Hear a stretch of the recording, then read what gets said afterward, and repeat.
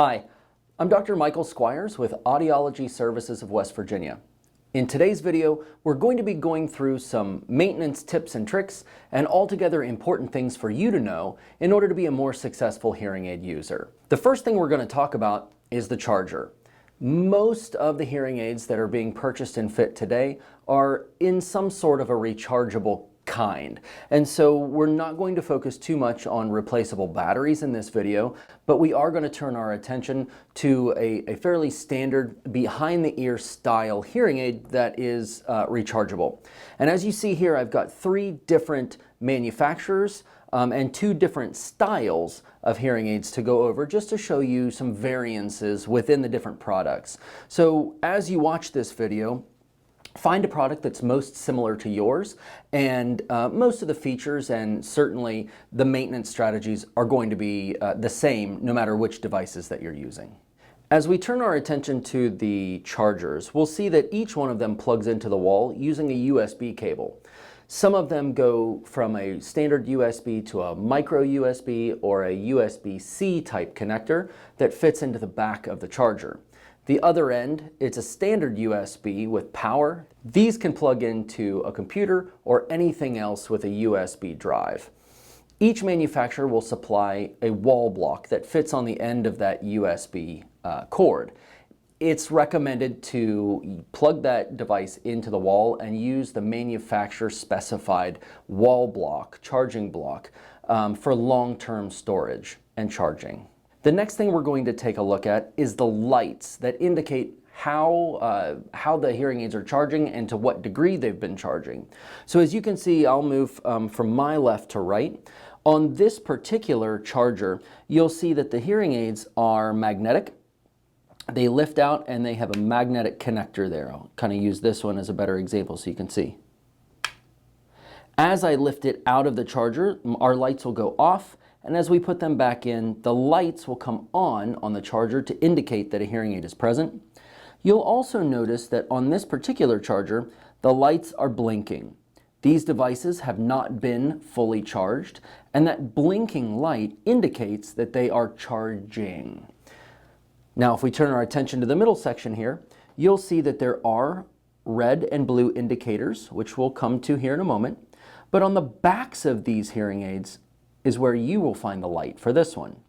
Now in this case, these lights are solid, which means that these devices are fully charged. As we remove the device from the charger, you'll notice that there will be some type of an indicator. That light flashed, and then it'll go off. That indicates that the hearing aid is out of the charger and booting up. Conversely, when we put that device back in the charger, there we go, that light's going to come back on, and it's going to give us an indicator as to whether or not it is charging or fully charged. Now in this instance, this is a different style of hearing aid. This is what's called a behind the ear hearing aid that would have a conventional ear mold and tubing, and is generally used for more power requirements for a more severe hearing loss. The light that we will find is up here on the back of the device, and again, as you put it into the charger, that light will come on the back of the device and give you the same type of indication. Now, as we look at all of these chargers, there is some type of indicator for the right and the left. And in many cases, the devices can be swapped right to left. That's not going to be a problem. But for long-term charging and just organization, it's probably best just to keep the right in the right and the left in the left. To that point, every hearing aid manufacturer is going to indicate the right ear with a red tag and the left ear with a blue tag. As you can see, as we move back across, red for right, blue for left. And same thing on these chargers as well. There will be indicators on each of the devices, which we'll review again in a moment, that indicate what side that device is for. With rechargeable hearing aids, there's generally either an on or an off mode, or an on and a sleep mode, depending on the manufacturer. Nearly every single manufacturer, when you take a device out of the charger, is going to automatically boot up or turn on, and as you put them into the charger and it initiates the charging sequence, it's going to turn the device off. So as they're in the charger, the devices are off and they're not working.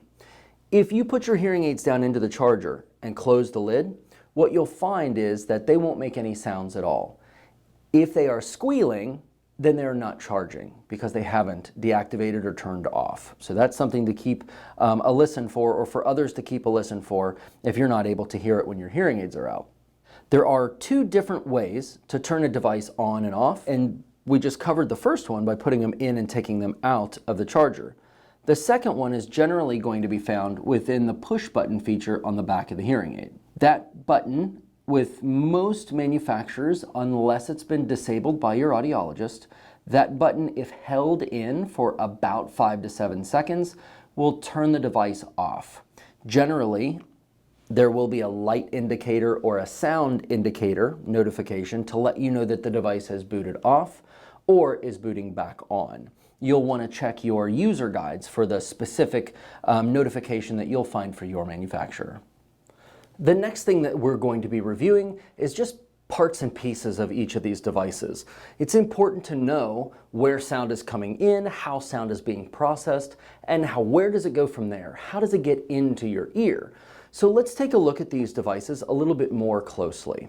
Now, with each of these manufacturers, they're going to have a similar design because they fit in a similar place.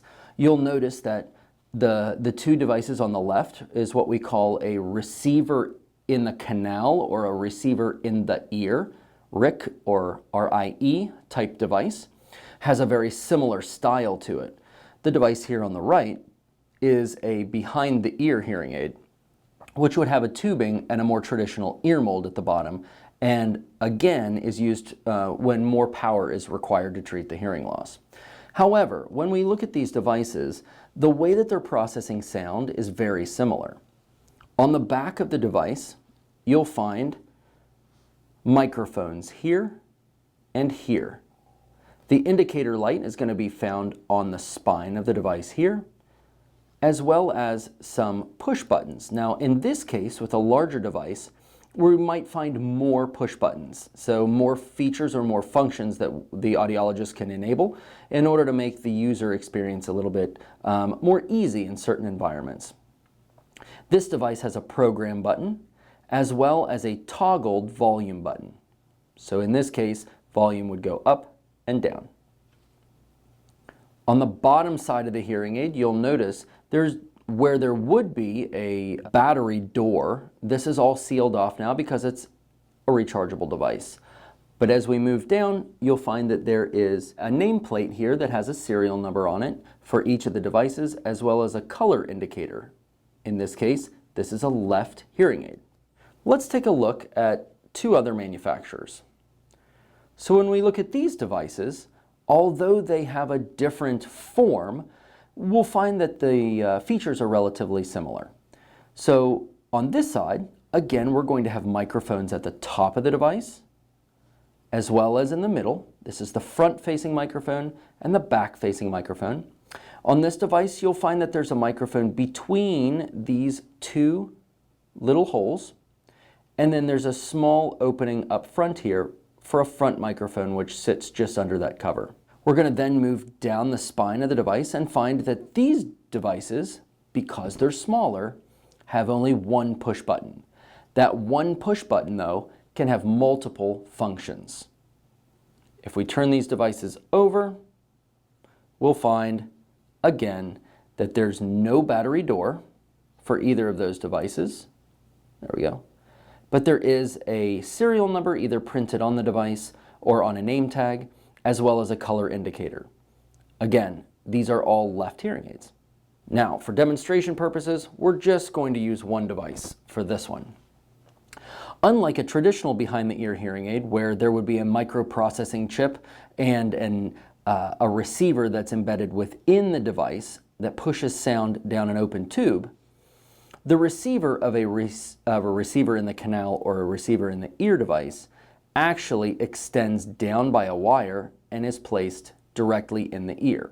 There's a couple benefits of this that your audiologist can review with you if you are curious, but one of these benefits is that we can get more closely represented to a natural sound by getting it closer to the eardrum. So by having the receiver in the ear that places the origin of the sound closer in the ear canal to the eardrum, leading to a more natural sound quality, and in many cases, a better fitting with less feedback or squealing or whistling. Now that receiver that you find will have a color indicator on it, and in some cases, numerals indicating that it's for the left, right, or what size. So this is a size 3, moderate or medium-sized receiver.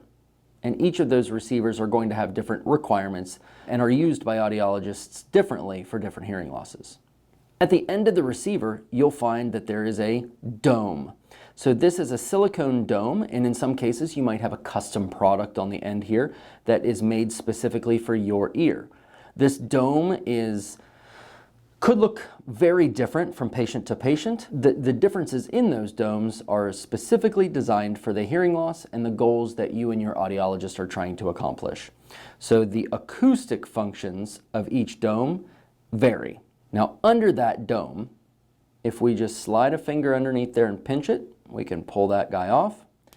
You'll notice that there is a white ring. In this case, it's triangular shaped. In other manufacturers, it might be circular. That white ring is called a wax trap or a wax guard, and it does exactly what you think it does. It keeps earwax from becoming a problem by getting down into the receiver of the device.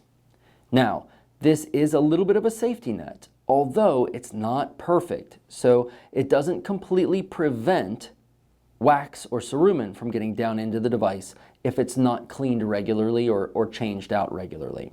So the next thing we're going to do is we're going to review how to change that out. So as we said, to change out this wax guard, we're going to use a tool that comes with the devices from the manufacturer. The wax traps come in a little case that opens up similarly to a coin purse. We're going to fold the wings back there, and you'll notice that there are generally 8 plastic sticks.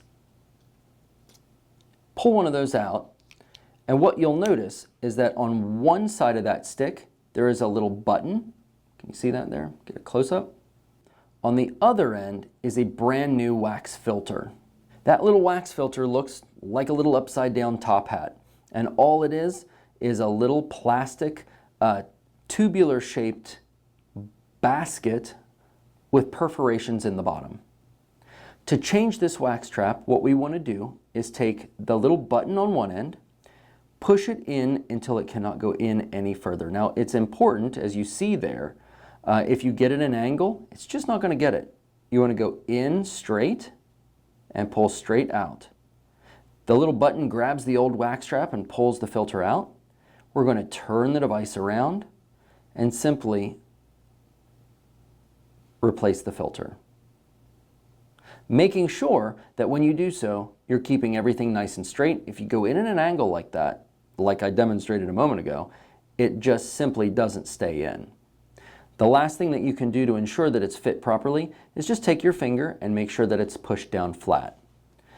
On the inside of your dome, you'll find that there's a little flange or a little collar. That collar is going to fit right over the end of that wax trap for a proper fit. Then what you can do is also just give it a little push, make sure that it's all the way on. And you've properly changed your wax trap.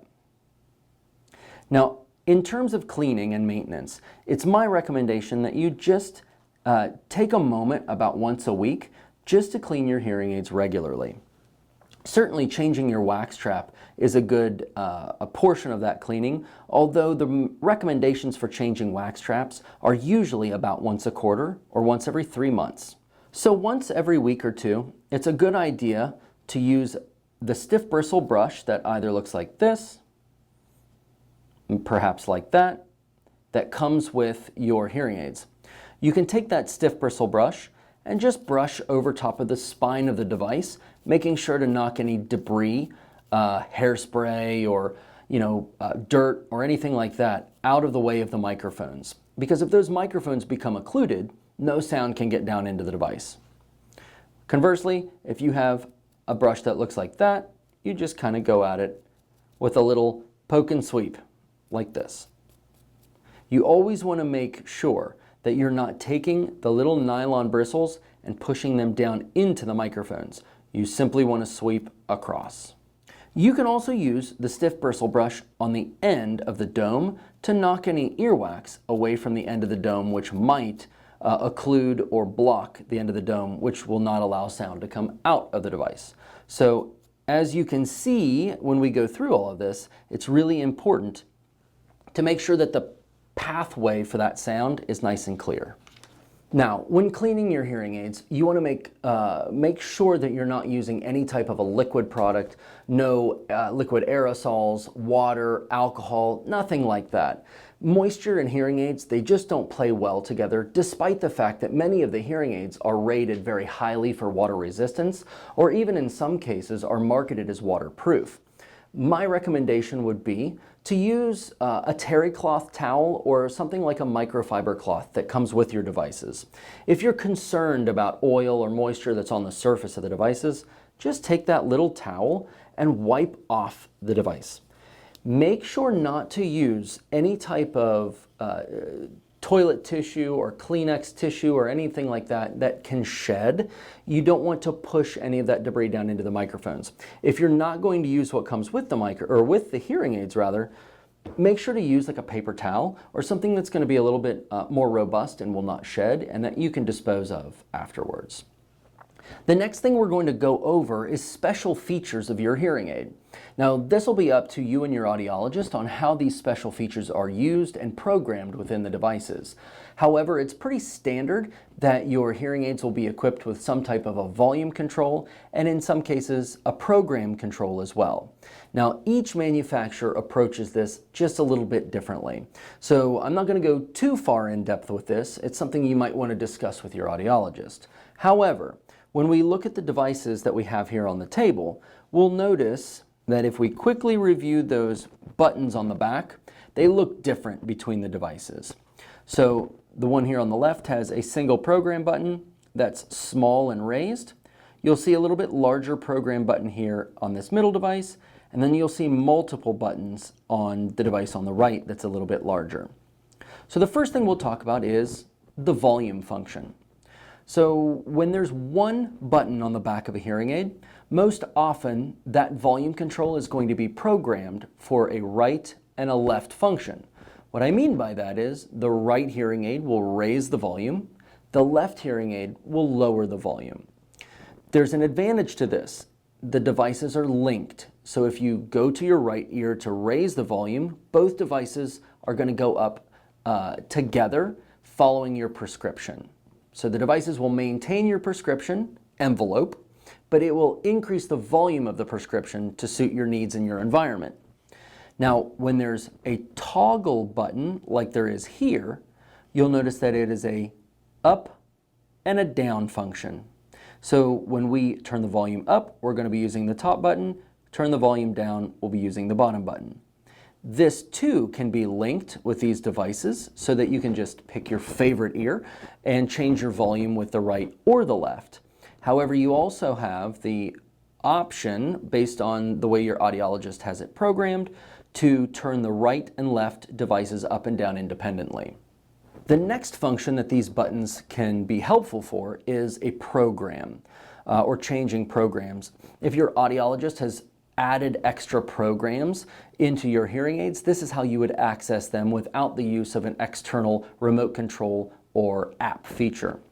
So on these particular devices, you'll notice that the program button is smaller and up the spine of the device from the volume control. So a quick press of this button would change or cycle through your programs. If we look at these two devices, again, we'll note that there's only one button. So for these devices, this button would be programmed to do something differently for a long press versus a short press.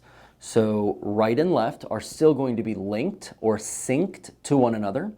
But in this case, if we did a short press or a click, then we're going to change our volume. But if we do a 2-count press, 1, 2, we're going to get into the next program. If there's 2 programs, they'll cycle back and forth between. If there's more than 2 programs, it will cycle all the way through the progression of those programs in a cycle or a circular motion. So it'll go program 2, program 3, program 4, back to program 1. In some manufacturers, we now have a double tap option, which means instead of utilizing a button push, we can simply tap our ear twice to activate something else. In order to do that, it has to specifically be programmed by your audiologist to make sure that that function is available, and in some cases, you have the ability to toggle that function on and off in an app for your phone. Regardless of that, the double tap can have multiple features, whether it is activating a deep neural network or a secondary microprocessing chip for special situations like background noise or worship events, where the noise is a little bit too loud or you're having difficulty hearing or understanding in those environments. Other features would be to activate or answer a phone call or activate streaming. And again, it's all based on how this is set up with your audiologist. But that should help to familiarize you with those buttons on the back of your device. In conclusion, when talking about special features of the hearing aids like a volume control or program control, please keep in mind that each manufacturer has a host of connectivity devices or specific apps for use with your hearing aids that you can use as external control for these features. We're simply talking about onboard controls of these devices with a push button today. Take a look at some of our other videos on our channel to find out how you can connect your devices to your phone and use a manufacturer-specific app in order to change some of those features. So the last thing that we're going to go over today is how to put the devices in. We want to make sure that you feel comfortable and confident doing so, and watching a video makes it a little bit difficult to try to do it on yourself because it does take a little bit of practice and to get a good feel for what it's like to put it in for yourself. I always joke with my patients that when we're babies, we can't find our mouths with a spoon, and when we're adults, it seems that we can't find our ears with our hands. But if you work on it enough, it gets a lot easier over time, and before you know it, it'll be second nature. When placing the hearing aids in your ear, there's a couple things that I think are really helpful to keep in mind. I always recommend to my patients with this style of a hearing aid to put the device behind the ear first. What that does is it allows the ear to support the weight of the device while you're trying to find out where your ear canal is with that dome. Otherwise, you put the dome in the ear first, and then the hearing aid kind of flops around until you get it seated. By the time you get it up over top of your ear, that dome's probably come out, and then you have to start the process all over again. The last thing I'll say about putting the dome in the ear first is if we put the dome in the ear first, then we have to try to get the hearing aid up behind the ear properly. I find that many patients will accidentally put an entire twist in that wire. Now this wire holds the key to getting sound into the ear. So putting an extra twist in that wire exposes this system to a short or to just breaking the wire. I see this all the time in the clinic. So it's very important to remember, if you put it up over top of the ear first, it's nearly impossible to put that extra twist in. So let me demonstrate. This is again a left hearing aid. So we're going to take that device, we're going to slide it up over top of the ear against our face. Now many times that hearing aid is going to sit to the top of the ear, probably further than you're expecting it to. Many patients want it to come all the way to the back before they start putting the dome in their ear. That simply just is not going to be very helpful because then you're going to end up pulling it forward. So we're going to slide the hearing aid over top of the ear first. We're going to take a hold of the receiver, just the back there, get it into our ear. Okay, we're about 50% there.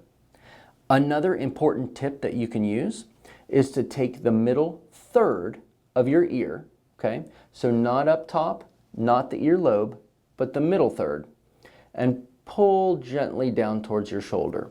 That straightens that ear canal out to make it a little bit easier to get the dome down into your ear. When you let go, it all goes back to where it's supposed to. So we're going to take a hold of that middle third and pull down and slide that receiver down into our ear and around the corner. A final little push and we're seated all the way in.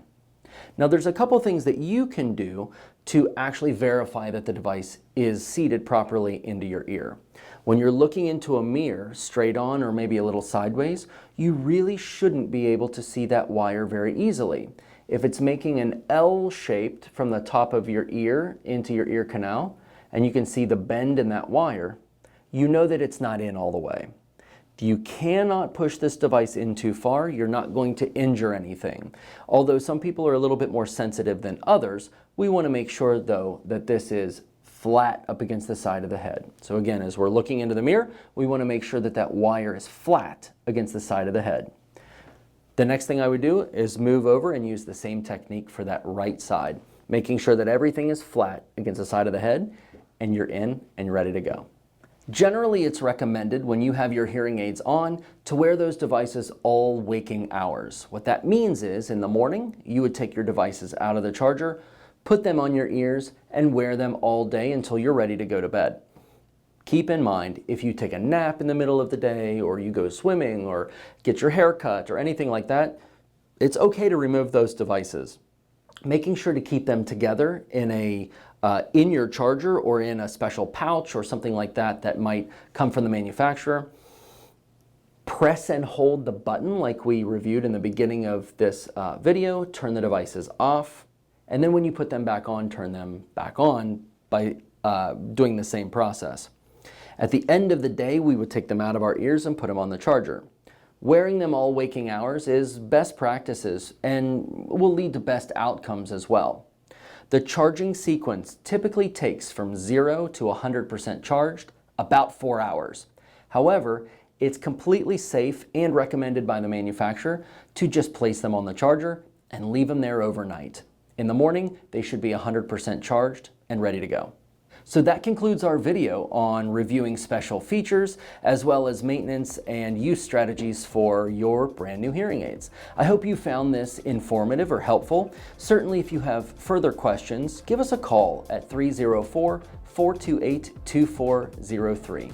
Again, I'm Dr. Michael Squires with Audiology Services of West Virginia, and we wish for you better hearing and better living.